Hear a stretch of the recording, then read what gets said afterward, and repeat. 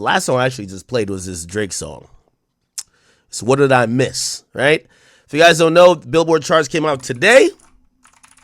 And the Billboard charts actually got Drake song, which dropped from number 2. It was number 2 last week. It is now number 8.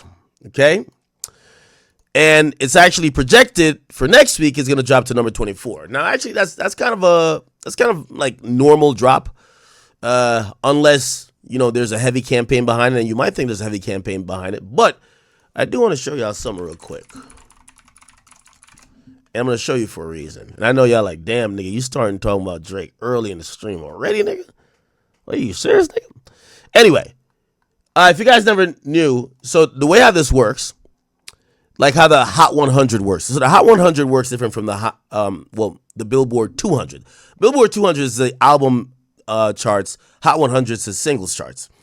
The albums charts, they convert every type of consumption to albums, okay? Historically, if you buy one track 10 times, they count as an album. So one track 10 times is an album. If you buy the album, that's an album. If we're now in the streaming era, if you stream it, well, they've changed the numbers a bit. I think 3,000 free streams or like 1,300 or 1,200 paid streams equals one album purchase. Okay.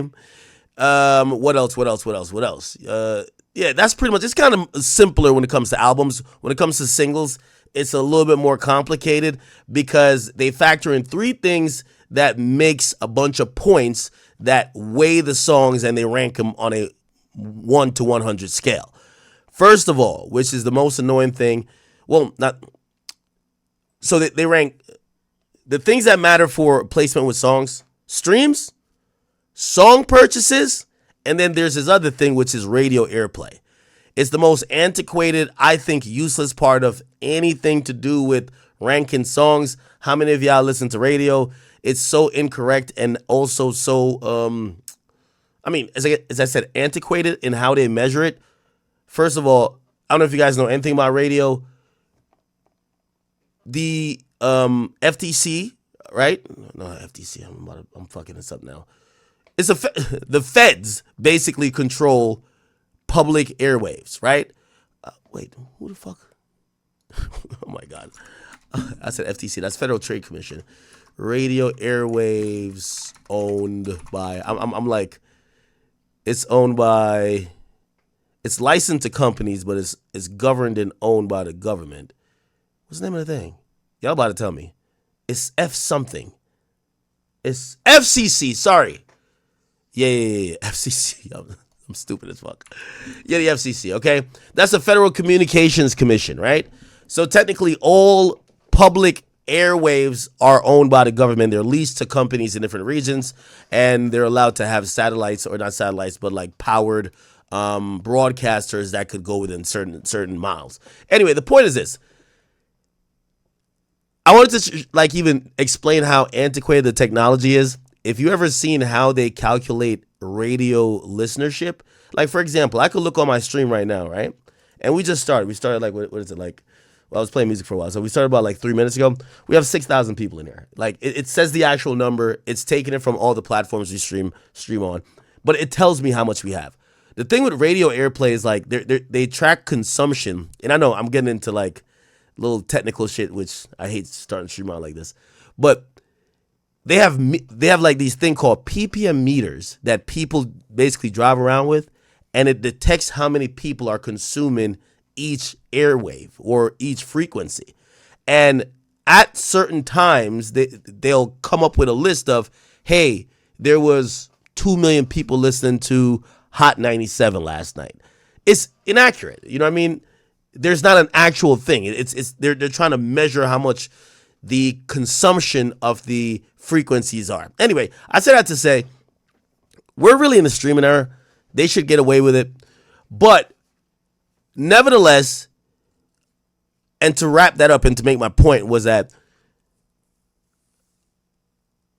I think Drake is in a lot of trouble. I'm going to be honest. Okay?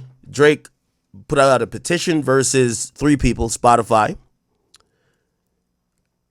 Clear Channel, or iHeart Media, and also his record label. All right? A lot of trouble. I'm going to be honest. Okay? Drake put out a petition versus 3 people, Spotify, Clear Channel, or iHeart Media, and also his record label. All right? There is no radio promo team that want to do radio promo for Drake right now. They don't. Like, they're not excited to do it. If y'all don't know how radio works, radio is basically all payola.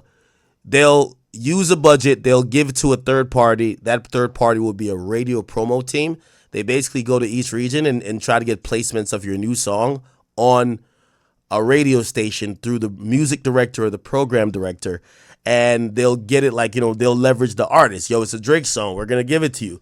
We're going to send it out, whatever. He might give you a drop. Obviously, he won't do that. But they're going to put it in rotation. Why do they do it? For many different reasons. Sometimes they're getting paid on the table. Sometimes, they want to keep listenership. If they have stats, and shouts like Luminate, they do a good job with that. They'll tell radio stations, if you play a Chris Brown song, people don't turn the station. You play motherfucking Freddie Gibbs, people are out of there. You know what they're going to do? Not play Freddie Gibbs. It's pretty simple, right? So usually they just program the songs. That helps heavily on a song being ranked in the Billboard Hot 100. Now, here's the thing. What I believe is happening, because this Drake song, which I think people are expecting to do some crazy numbers, is not going to be number 1, okay?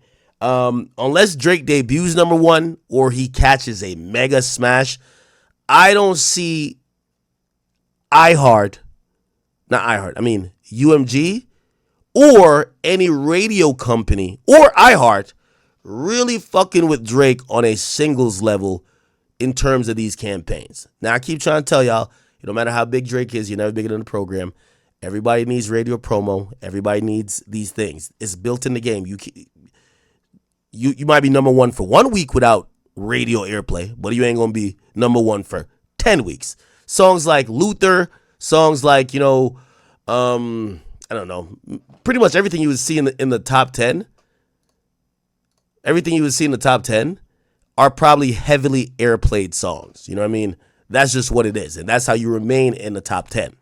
So anyway, I say that to say I have a solution for Drake, and I hope he takes his solution.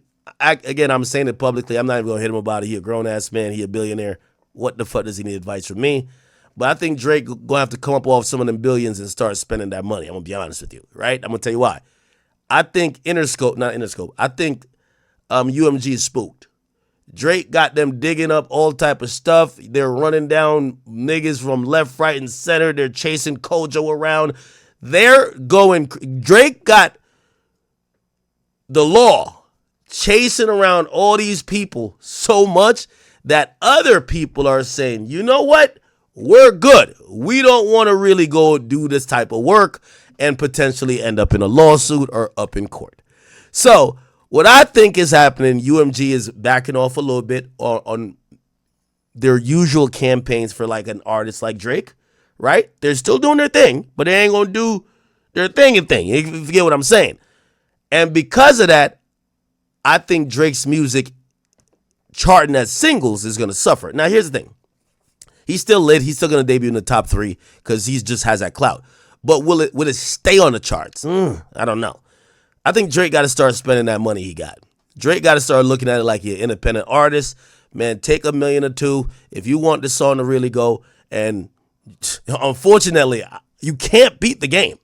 This is going to sound counterintuitive to the entire lawsuit, but Drake got to go pay them niggas too. You can't, listen, you got to pay the piper. You can't get around it. You can't get around the radio promo teams. Until Billboard changes the rules that you don't need radio, there's 5 middlemen, including the program directors and music directors that rely on that bread from the record labels, that they're not gonna just do it, just program Drake's music because they love him. And also they looking at Drake like he's op. They're looking at Drake like Drake trying to snitch on the operation. Keep in mind, payola is a crime, right? Payola is if you're taking compensation for advertisement on a federally owned airwave without disclosing it, yeah, that's a crime. So again, they scared of Drake right now. Okay, The radio program teams are scared of Drake. His label scared of him. And when I mean scared of him, like they're not like terrified of Drake. They're just saying, you know what? Yo, let's just kind of, we don't know if this nigga gonna blow the whistle on some other shit, so let's just keep him there. Anyway, we're gonna see how this turns out. I suggest that if Drake is gonna roll out an album, yo, Drake, you got $1 billion not to just gamble on stake. You got $1 billion. You gotta go get a radio team. You should have a digital team. You should have some PR. You're your own label. Like, you didn't get $1 billion not to be your own label. You're soon your label. Your label is gonna give you the bare minimum. So you need to start rocking and rolling. And I think if Drake goes down that route, he's gonna realize exactly why the label was doing what they used to do for him. So we'll figure it out.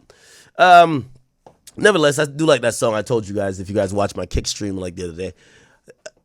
When I first heard What Did I Miss, I'm like, okay.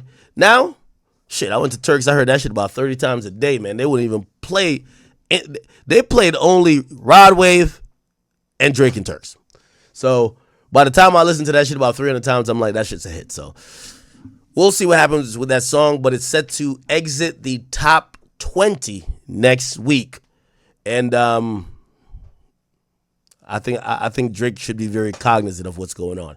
By the way, also, this is not suppression. I disagree with Drake or anybody else who claims it's suppression. This is called the machine. When you hear people say the machine, that's what it is.